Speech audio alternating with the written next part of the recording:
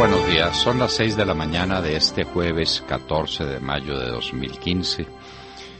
Esta es la hora de la verdad y estos, entre otros temas y asuntos que trataremos en la grata compañía de ustedes durante las próximas horas. Les recordamos que mañana, viernes 15 de mayo, es la marcha de la moneda en favor del Instituto Roosevelt. Los niños que no pueden caminar esperan un aliento de su parte, esperan una moneda, esperan un gesto de amor. Miles de niños se recuperan todos los años en el Instituto Roosevelt. Que sean muchos más miles. Que no haya ningún niño tirado en una cama o andando en una silla de ruedas cuando pudiera caminar. Un desafío para el amor y para la caridad cristiana. Ataque de las FARC en la Panamericana. Quiere decir que sigue el cese de hostilidades. Al mismo tiempo, 3 niños heridos por una mina sembrada por estos salvajes. Claro que la prensa quiere decir que es una granada para tratar de decir que se le quedó olvidada por ahí a algún soldado. No. Una mina puesta por estos salvajes de las FARC. Le destrozaron la vida a 3 niños. Hay uno de ellos entre la vida y la muerte. Pero eso no importa, señor fiscal. Hay que darles impunidad a todos. Que vuelvan a Colombia, que hagan política, que sean los dueños del país. Porque son ya los dueños de la moral. Nos dan lecciones de ética todos los días. Por ejemplo, cuando dicen que eso de fumigar con glifosato es un ataque contra la naturaleza. Claro, están fumigando con glifosato los cultivos de ellos, los que han puesto después de destruir el bosque. Pero no importa. Ahí siguen los discursos, ahí siguen las palabras. Es ablandando la conciencia nacional para conducirnos al desastre definitivo. Pero no podrán. Aquí sí cabe decir que no pasarán.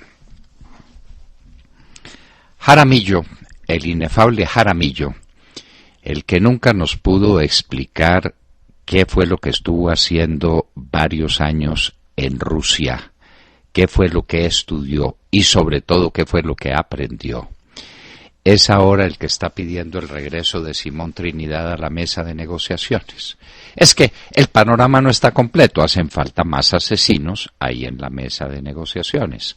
De Sonia no habla nadie. De Trinidad, que tiene entre los cargos que militan en su contra, no solamente los cargos de narcotráfico, sino además los cargos referentes al secuestro de ciudadanos americanos que permanecieron en la más cruel en el más cruel de los cautiverios durante años por cuenta de Simón Trinidad. Pero es que no se les olvide que al otro lado está Obama y de pronto les hacen el milagro y le sueltan a Simón Trinidad. De su lado, Correa, ese furibundo enemigo de Santos a quien le inició un proceso penal en Sucumbíos por el bombardeo al campamento de Raúl Reyes y que fue finalmente sobreseído gracias a los buenos oficios de Fernando Balda, el abogado que le sirvió a Juan Manuel Santos. Santos paga muy bien, a sus amigos paga muy bien los servicios que recibe. A Balda lo secuestró en Colombia. La palabra la utilizamos con todo rigor. Lo secuestró. Él no lo deportó, lo secuestró y se lo mandó a Correa en señal de amistad. Ahora Correa, en reciprocidad, ofrece su territorio para esas históricas conversaciones entre los asesinos del ELN y los delegados del gobierno. Parece que será ahora Frank Perl el que se luzca reemplazando o relevando en esa carrera de postas que tienen al doctor Humberto de la Calle, qué maravilla, qué maravilla. El señor el Hochschild, el de la ONU, comparó a De la Calle con James Rodríguez. No hay derecho, no hay derecho. Respete un poquito, respete siquiera lo que queremos. Nosotros queremos a James Rodríguez. No lo compare con Humberto de la Calle por lo que quiera. No se meta de esa manera con los sentimientos de los colombianos. Usted ya se ha hecho odiar suficientemente. No se haga odiar más, señor delegado de la ONU. El fiscal sigue pidiendo impunidad para las FARC. Pero mientras tanto, mientras pide impunidad para los autores de centenares y miles de asesinatos, de miles de reclutamiento de niños, de centenares de personas que han perdido sus piernas y sus ojos y sus oídos en las minas que siembran para sembrar el terror. Mientras pide eso, el fiscalito que tenemos sale a perseguir a Luis Alfonso Hoyos y a César Mauricio Velázquez, entre otros, dos de las personas más rectas, más claras, de una conducta más intachable que hay en Colombia. Esos son las viceversas que alguien llamaría en un libro famoso que se escribió en Colombia hace muchos años y que ya se olvidó, que se llamaba Viceversas Liberales. Bueno, las viceversas del fiscal. Impunidad para los peores asesinos y cárcel para hombres como Luis Alfonso Hoyos y César Mauricio Velázquez. Cuesta trabajo entender a ese sujeto, ¿no? Premio para Álvaro Uribe, premio por el liderazgo hispano que le otorga el liderazgo hispano del Congreso de los Estados Unidos. Las megapensiones se acabaron. La Corte Constitucional dijo la última palabra. Ninguna pensión podrá superar los 25 salarios mínimos. Ninguna pensión. La producción industrial y las ventas industriales cayeron gravísimamente. La producción cayó 2.4, pero las ventas cayeron 4.1. ¿Eso qué significa? Que se produce más de lo que se vende. Se produce muy mal, la producción cae en términos absolutos, lo que es una calamidad para un país en desarrollo, pero las ventas caen más. Lo que quiere decir que los industriales están acumulando más inventarios a unos costos enormes.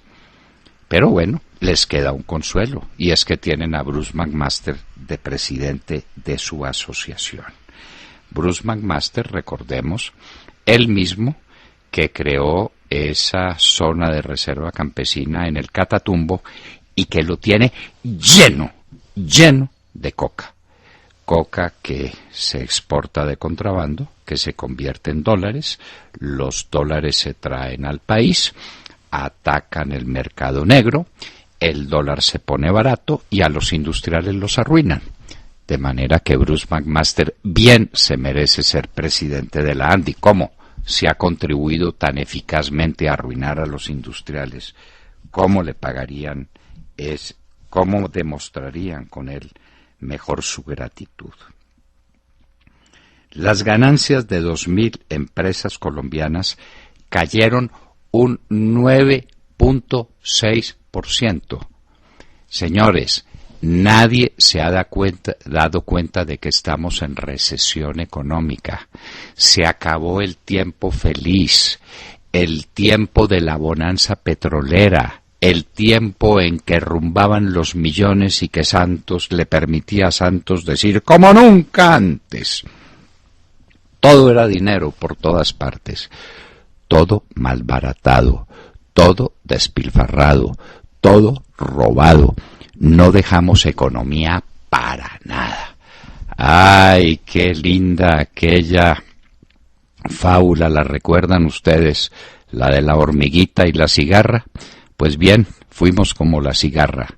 Nos pusimos a cantar y a tocar guitarra, cuando debimos ser como la hormiguita que recogía y recogía y recogía lo que podía en épocas felices para ahorrar después para el invierno. Nosotros no ahorramos nada, lo botamos todo, porque para eso está Juanpa. El procurador Alejandro Ordóñez le entregó al vicefiscal de la Corte Penal Internacional la lista de los 2.760 desaparecidos de las FARC. Son 2.760 colombianos, como usted y como yo, querido oyente, que fueron secuestrados, raptados para siempre y de los que nunca se volvió a saber. Ni siquiera el consuelo de sus huesos, de sus restos, los tiene la familia. Esos son los hombres a los que hay que darle la oportunidad de hacer política en Colombia, porque la reconciliación es lo que se impone, el perdón. ¡Ay, Dios mío! La clemencia mata cuando se perdona a los criminales. El Vaticano reconoce al Estado palestino. ¿A cuál? Al de Mahmoud Abbas. ¿Y qué hacer con el grupo Hamas?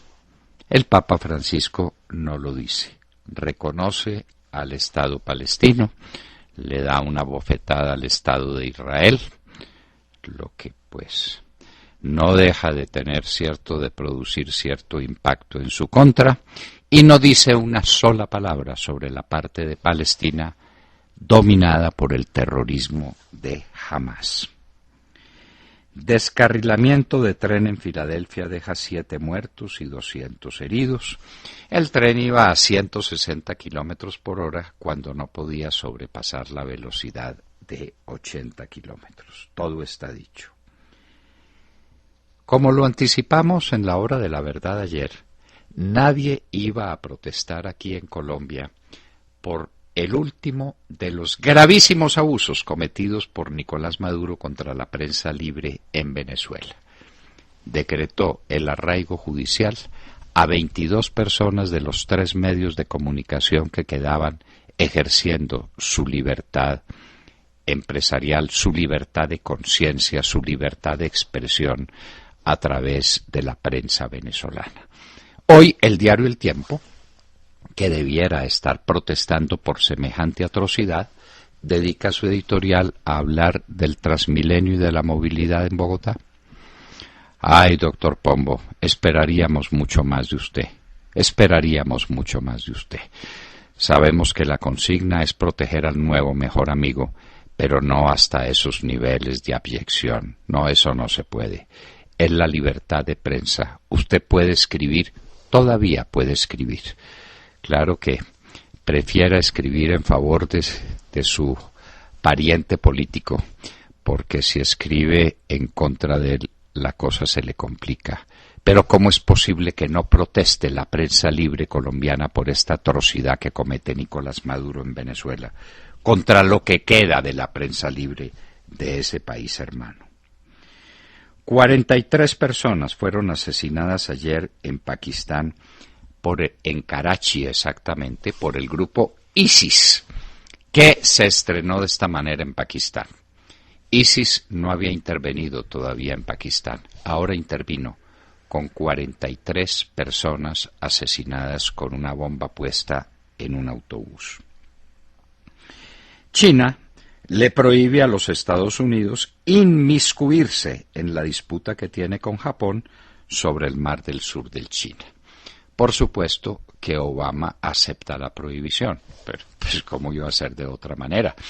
Obama es un trapito sucio con el que se barre el piso todos los días. Los reyes de Arabia Saudita y de Bahrein mandan a sus príncipes para que hagan una conferencia fundamental para esa región del mundo con el presidente Obama. Le mandan a los príncipes. Y para que la afrenta sea mayor, el rey de Bahrein le dice que lamenta no asistir a Camp David, a la reunión a la que Obama lo invitó, porque tiene un compromiso para ir a un concurso ecuestre, un concurso de equitación con la reina Isabel en la Gran Bretaña. De manera que es el orden de las prioridades. Primero, un concurso de equitación. Segundo o tercero, estaría una reunión con Obama, porque a Obama nadie le cree, ni siquiera sus aliados allá en el Golfo Pérsico. ¡Qué grave la situación del mundo! Cuando el gran policía, los Estados Unidos, abandonan su deber y se dedican a las cosas a las que se dedica el presidente Obama. Y hoy en la historia recordaremos el día memorable, este mayo 14 en el año de 1813, cuando el libertador Simón Bolívar inicia la campaña admirable que lo llevará victorioso hasta Caracas. La campaña militar más eficiente, más decisiva, más gloriosa de las del libertador. Pero, lamentablemente, vendría la división de mando, aparecería Mariño en el oriente y aparecería Piar y aparecerían las disensiones y no podríamos enfrentar eficazmente a Boves. Pero esa es otra historia. La campaña admirable tiene su lugar en los anales de nuestra historia patria. De todo esto y de mucho más hablaremos con ustedes en las próximas horas, en la hora de la verdad. Muy buenos días a todos. Bueno, para nadie es un secreto que la frontera de Colombia con el Ecuador es un nido de ratas, ¿no? En donde los narcoterroristas han buscado refugio y han atacado en muchas ocasiones. Pues fue allí donde acabó, como usted recordaba, doctor Londoño, el gobierno del presidente Uribe acabó con la vida de Raúl Reyes y otros 25 guerrilleros, y desde donde se han cometido también infinidad de crímenes por parte de los terroristas. Recordemos que cuando destruyeron el campamento del narcoterrorista Raúl Reyes, el presidente ecuatoriano montó en cólera y demandó a todo el mundo, incluido su nuevo mejor amigo ahora, el presidente Juan Manuel Santos. Aparecía Correa en los medios evidentemente afectado y acusaba, y fue acusado también de tener estrechas relaciones con las FARC, tan estrechas que recibió dinero de las FARC para su campaña electoral. De eso lo acusaron, y así decía un video de 1 hora de duración que fue encontrado en manos de una guerrillera, así que la prueba era contundente, ¿no? En definitiva, las relaciones del gobierno ecuatoriano de Rafael Correa siempre fueron tensas con el de Colombia por culpa de las FARC, o por lo menos eran tensas durante el gobierno del presidente Álvaro Uribe. Hasta ahora, porque ayer supimos que Santos es ahora su nuevo mejor amigo, también supimos que Correa facilitó su territorio feliz de la vida para reuniones entre el gobierno de Colombia y el ELN, reconociendo que fue precisamente el presidente de Colombia, Juan Manuel Santos, el que le pidió a Correa el territorio ecuatoriano para llevar a cabo esas reuniones que Santos pidió que fueran confidenciales y de bajo perfil. En mi pueblo se diría secretas, ¿no? Porque pues esa es la traducción. ¿No les parece que la noticia de que en el Ecuador se llevaron a cabo reuniones con el ELN son estas noticias una confirmación de que la frontera con el Ecuador siempre ha sido el nido de los narcoterroristas? ¿Por qué el presidente Correa tiene tan buenas relaciones con estos narcoterroristas? Pregunto. ¿Y por qué felicita al gobierno colombiano por la decisión de interrumpir la aspersión con el glifosato? ¿Qué hay detrás de estas negociaciones en territorio ecuatoriano? ¿Qué hay detrás de eso? Pues no se le olvide que también allá en el Ecuador está otro pájaro de cuenta, que es Ernesto Samper, el presidente que fue elegido con el dinero del narcotráfico, ¿recuerda usted? Y que es entonces presidente de UNASUR, y que allá están preparando con el fiscal un ejército de invasión a Colombia. De manera que aquí en Montserrat tenemos muchos elementos de trabajo para configurar. Pero eso suena a negocio, lo que usted está diciendo. Suena a puro negocio. Pero claro, no se le olvide que las FARC contribuyeron a la elección de Correa con unos aportes importantes, significativos, no se le olvide. Así es. Lo que decían sobre el particular, precisamente los computadores de Raúl Reyes, que nuestra gloriosa Corte Suprema de Justicia dijo que no valían como prueba. Eso es maravilloso, ¿no es cierto? Eso es maravilloso. ¿Qué hacer ante esas pruebas contundentes? No, declarar que no se llenaron todos los requisitos para producir, ni por el gobierno ecuatoriano ni por el gobierno colombiano, los efectos de una inspección judicial donde se recaudaran las pruebas. ¿No les parece el colmo de la ridiculez de estos ridículos magistrados de la Corte Suprema de Justicia? Todo para quitarle valor probatorio a los computadores de Raúl Reyes, que fueron meticulosamente recogidos, sometidos a las autoridades internacionales, respecto a los cuales hay declaraciones contundentes de carácter científico diciendo que nunca fueron tocados y que tal como están, así se transcribieron por una publicación que se hizo en Londres. ¿Recuerda usted? No se publicaron en Colombia sino en Londres. Y están todos los computadores. De manera que sume cosas y llega a la conclusión de que Correa es el gran alcahueta. Él está en una situación parecida a la de Maduro. La situación económica del Ecuador es dramática. Se le acabó la fiesta con los precios del petróleo bajos. Se le acabó el prestigio que tiene por las obras que hace y por la atención a los pobres, pues la eterna demagogia. Precisamente a propósito de demagogia, Montserrat, vamos a hablar dentro de un rato con Gloria Álvarez, una mujer, niña prácticamente, una mujer muy joven de Guatemala, que ha recorrido el continente hablando del populismo. Politóloga, hay que aclarar, ¿no? Es politóloga, no es pero mucho menos, sí. Pero de primera condición, primera condición. Hay que oírla hablando de Hayek y de Karl Popper y de Armand Aron y de los grandes politólogos de Europa en el siglo XX. Bueno, pues va a hablar de esto, de la demagogia y el populismo a lo que está apuntado Rafael Correa, apoyando ahora al ELN, que dice que ni un día de cárcel, de manera que no olviden los que le pusieron la mina al cabo, que perdió sus piernas hace cosa de una semana o poco más, y cuyas piernas fueron exhibidas en un colegio para causar terror. A esos salvajes hay que darles perdón por todo lo que han hecho, como por ejemplo quemar un pueblo entero. ¿Te recuerda? El pueblecito que quemaron, claro, volando el oleoducto, incineraron a la gente toda del pueblo. Hay que perdonarlos, porque dirá el fiscal, ese es un acto de guerra. Esa gente, más que humilde, humildísima, que fue incinerada, era el objetivo militar del ELN. No, por Dios. Esto es sencillamente indignante, y lo que hace Correa también. William Calderón. Doctor Londoño, buenos días Colombia, gracias por invitarnos a sus hogares y a sus vehículos. Hoy es jueves 14 de mayo del año 15, son las 6:28 de la mañana. Mientras el narcoterrorista, asesino, Iván Márquez, dice que no hay obstáculo interno para que Simón Trinidad vaya a La Habana.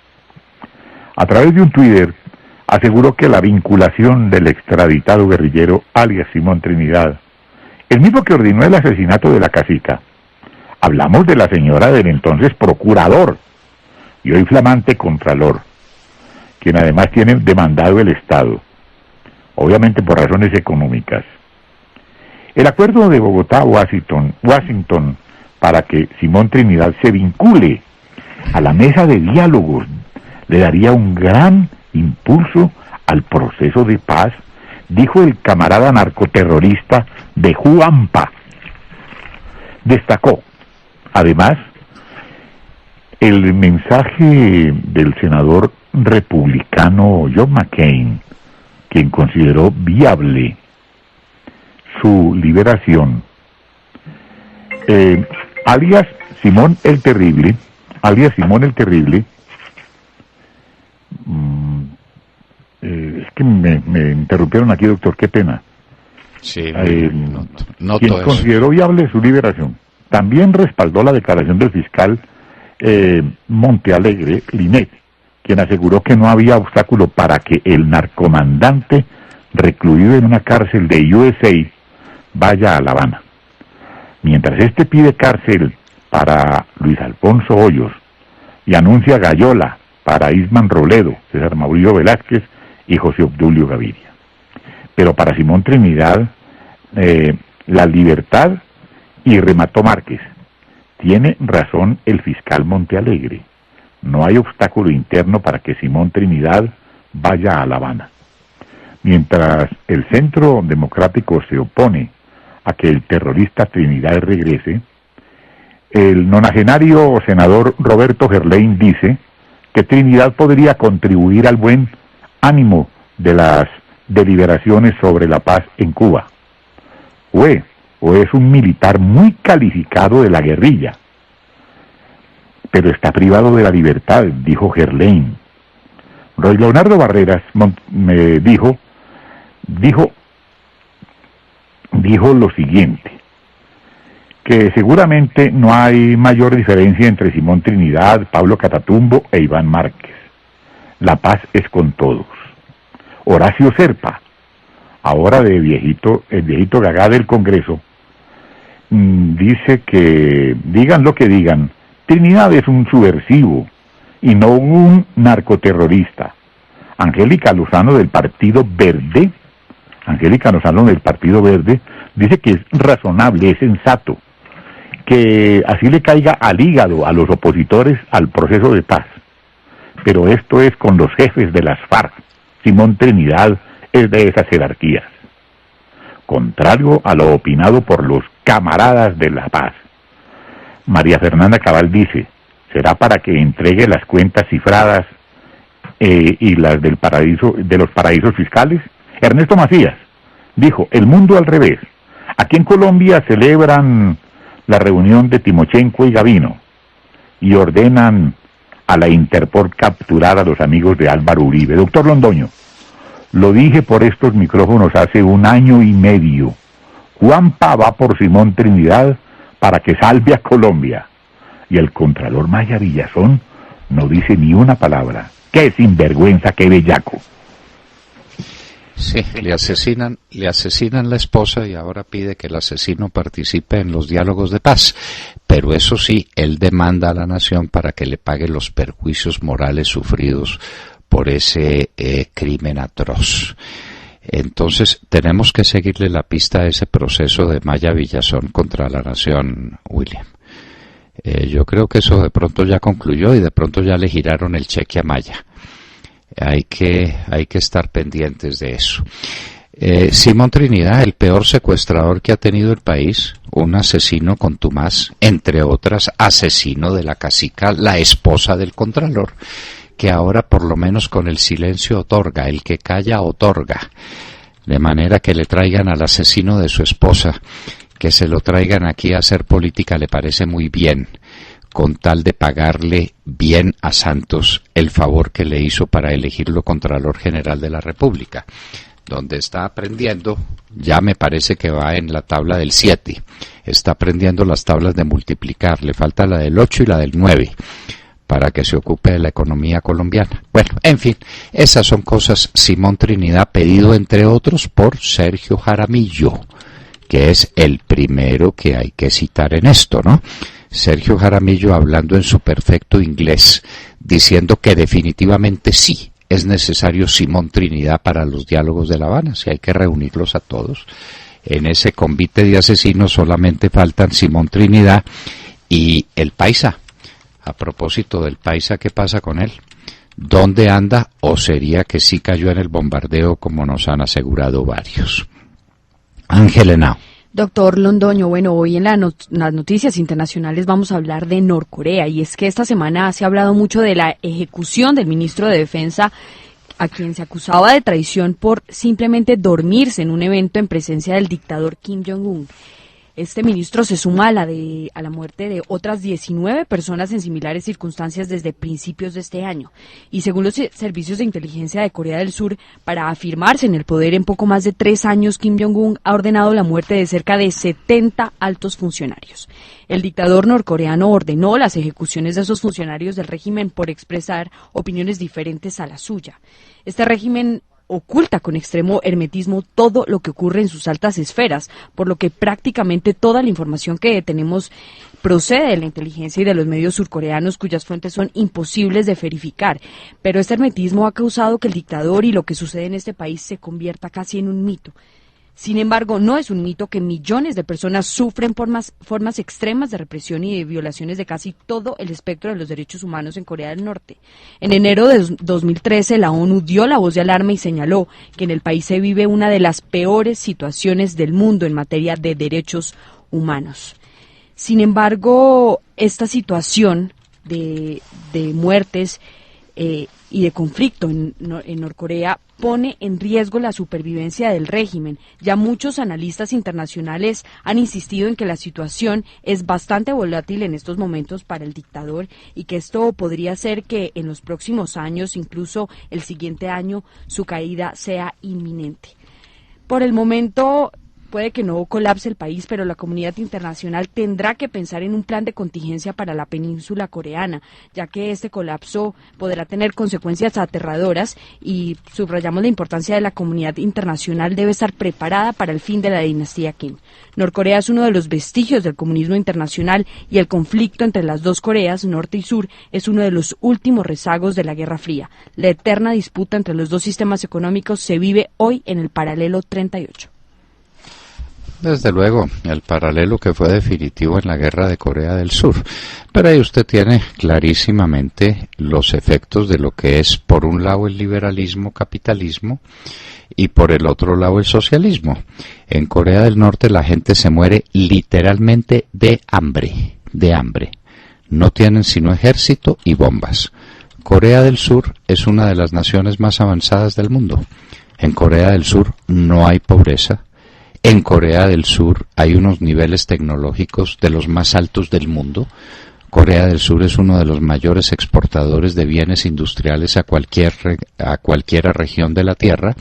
Eso es un sistema capitalista liberal. El sistema socialista ya se ve. Hambre física es lo que tienen los coreanos del norte. Y por supuesto, silencio absoluto.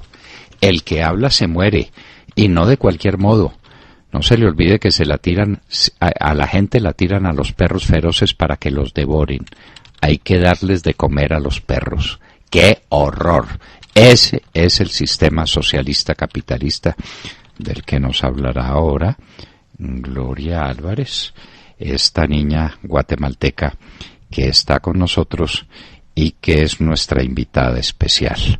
Sergio Gel. Doctor Londoño, muy buenos días para usted, para todos nuestros oyentes. Pues abrimos la mañana revisando también cifras en esta oportunidad que entregó la ANDI a través de su encuesta de opinión conjunta y que dan cuenta de la difícil situación por la que atraviesa la economía de nuestro país. Vamos a los números. Según la ANDI, la producción industrial se contrajo en 2.4% durante los primeros 3 meses del año, mientras que en el mismo periodo las ventas cayeron en 4,1% y las exportaciones en 30.2%. El sector de las autopartes registra una caída muy fuerte, una caída del 18,8% en su producción. Es una cifra paralela a la dramática caída de la venta de vehículos que ya se anunciaba la semana pasada. Una caída, que digamos ha golpeado mucho al sector y que tiene, por supuesto, preocupado al gremio. Pero pues las autopartes caen en 18,8% en la producción. Con estas cifras vemos ya la contracción de la economía colombiana. Cae la producción, pero también caen las ventas. Y las ventas caen mucho más que la producción. Entonces estamos viendo o una acumulación de inventarios o también que pues lo que se está importando se está quedando en los anaqueles. Una contracción en la economía que tratan de tapar algunos diarios con fabulosos titulares, pero que aquí estamos revisando con mucho cuidado. Y entre tanto, doctor Londoño, un cambio de tercio. revolcón en la Federación Nacional de Cafeteros. Insostenible se hacía ya la continuidad de Luis Genaro Muñoz al frente de la Federación Nacional de Cafeteros y presentó formalmente su renuncia el día de ayer. Luis Felipe Acero quedará como gerente encargado, asumirá el 1 de junio, esto tras la decisión del comité directivo, y por supuesto lo que viene ahora es la baraja de nombres para suceder a Muñoz. Suena, entre otros, Néstor Osorio, actual embajador en Londres, y solo menciono su nombre porque parece que esa es la ficha a la que le va a apostar el gobierno nacional. Hay otros nombres, gente del interior de la federación que ha estado trabajando allá adentro, Juan Esteban Orduz, Luis Fernando Samper, digamos que ellos también estarían en la puja, pero lo cierto es que la ficha del gobierno sería Néstor Osorio, actual embajador en Londres. Hay quienes han dicho que Mauricio Cárdenas también estaría dentro de las consideraciones. Amanecerá y veremos, porque este es un proceso que va a tomar un tiempo. Es en noviembre cuando se decidirá el nombre de quien a título permanente ocupe la dirección del gremio. Un gremio que, pues, además hay que decirlo, clama por ayuda en momentos en que, insistimos, la economía está de capa caída y los precios no están beneficiando al sector. Muy golpeado al sector cafetero, pero esperan nuevos vientos en la federación. A este tema, por supuesto, le seguiremos la pista y estaremos muy pendientes de cómo se desarrolle la sucesión de mando en la Federación Nacional de Cafeteros. Y lo que es más triste es que el sucesor que se menciona, sea Néstor Osorio o sea Mauricio Cárdenas, es el designado por el gobierno, designado por Juanpa. ¿Cuándo será que los cafeteros pueden nombrar un representante suyo, auténtico, que le interese el café y que conozca el café? Néstor Osorio no ha visto un palo de café en la vida, no sabe cómo es, no tiene ni idea del tema. Se la pasó en Londres de becao de la Federación de Cafeteros durante años, en el maldito Pacto Mundial del Café, que fue la tragedia del café colombiano, porque nos dedicamos a vender nuestro café para que lo mezclaran con cafés de mala calidad, en lugar de hacer una gran campaña de venta de café colombiano como café excelso, como café sui generis, que no es una materia prima, sino que es un producto terminado que debe llegar a la mesa del consumidor final.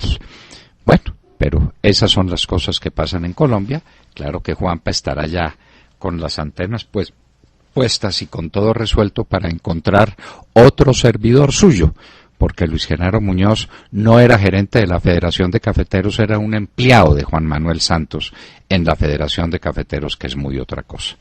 Y en un minuto estaremos con Gloria Álvarez, líder del Movimiento Cívico Nacional Guatemalteco, pero que se está proponiendo una tarea mucho más ambiciosa a nivel continental.